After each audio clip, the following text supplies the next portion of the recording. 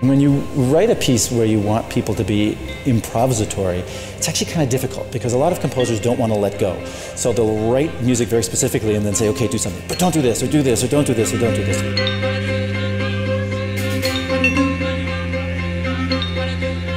So how can you have an improvised piece and still have it have a structure? And Terry Riley hits on an ingenious solution, which is to have a constant pulse of just one note. And on that one note, he hangs all these different little cells of music.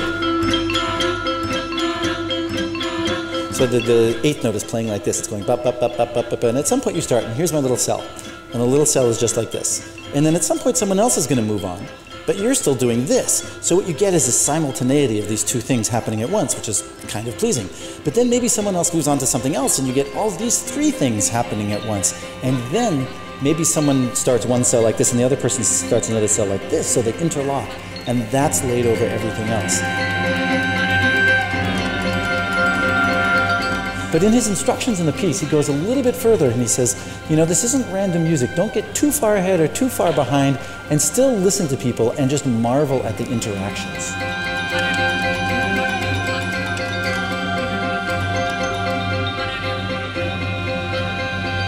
The metronome that keeps going feels like pulse, feels like, you know, feels right.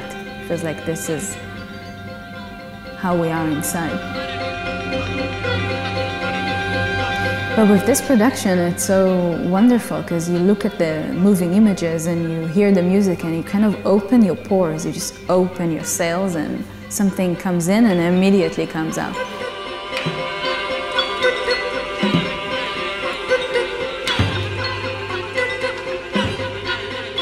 The secret of this movement language is that it's all based on improvisation. It's like you take the brain and you think that most of the brain should be thinking about movement, so no. The movement, to produce the movement, is already so comfortable for them that they can calculate other things.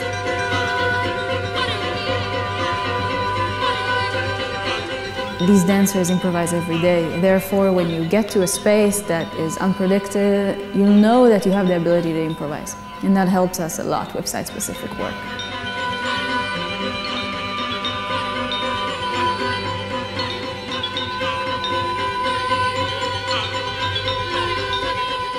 I want people to discover the power, the joy that dance can bring, and also that idea that this is for everybody. And canceling the idea that dance is for people that understand dance. It doesn't exist. There's nothing to understand about dance. You can enjoy it or you can hate it, and both are great. But you should experience it.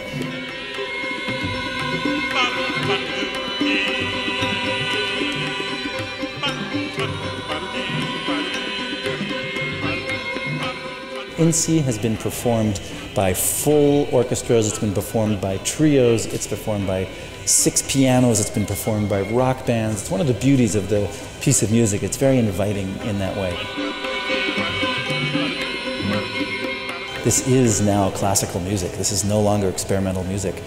This is our sort of homage to the kind of experimental practices that started, that we really base much of our company on.